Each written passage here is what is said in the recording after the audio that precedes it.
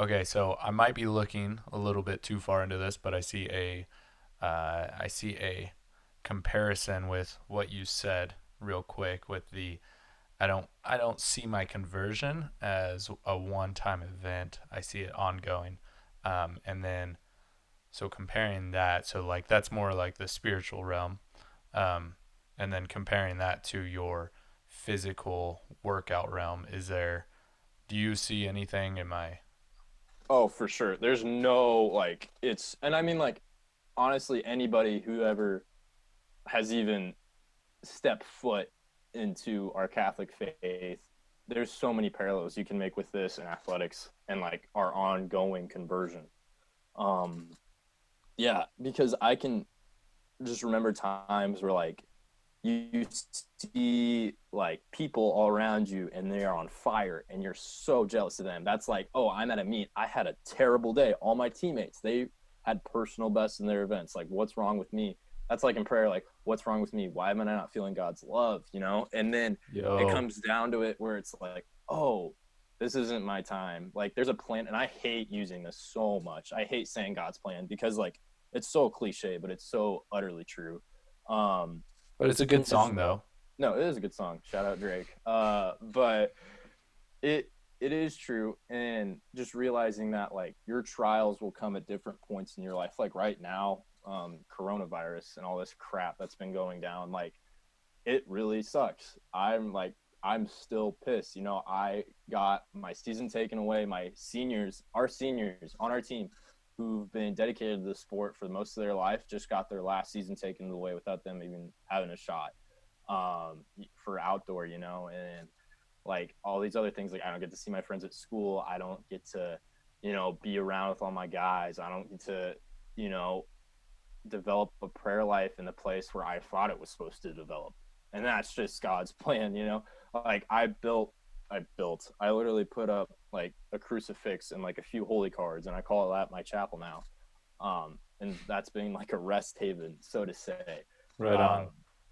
I don't know, it's creating like for me in this time and like comparing the spiritual realm with like the athletic realm, it's going back to what you know best, being like, okay, like I've done this before. It worked for me then. Why doesn't it work for me now? For instance, like I just remember, I think it was like freshman year of high school. Like for whatever reason, why I decided to read the like Sunday readings like on Friday or Saturday or something like that before they were said that day, um, out of just pure whim and like I like totally fell in love with the scriptures, and then it came to more fruit that Sunday. And then like this past Lent, I read for like Lent, I read the book of Job, which was amazing. Absolutely blew my mind away, and just realizing like, okay, like you're a scripture guy, and I think as Catholics, it's like funny to be like, oh, he's a scripture dude, whatever. But like it's true. Like go back to what you know best. There's nothing wrong with like going back to what you're best at. I think that people need to realize like yes, it's good to find new things. It's good to like reach out of your comfort zone. But if like you're good at one thing, stick to that and use it to your advantage. For instance, like in the heptathlon, I suck at pole vault. Do I work on pole vault endlessly? Yeah, I'll try. I absolutely suck at it. I can't get it down. I'm trying to work on it. It just doesn't click. But like you put me in a 60-meter dash or you put me in a high jump apron, I will show you and I will mop you to the floor about all of it, you know? And that gets me more points in the competition. Back with the spiritual life. If you're like a dude who can just sit in a chapel and just stare into the Eucharist, by golly, go freaking do it. Like, and if that's how you feel it, like your connection, you know, and that's the same thing, you know, for me. Like, I love reading scriptures. I love reflecting on the scripture. Lexio has become so much more a thing in my life now. Like the Ignatian way of reading scripture, going over something that stood out, reading it again, diving deeper into it. That's been like something that's really stepped out to me.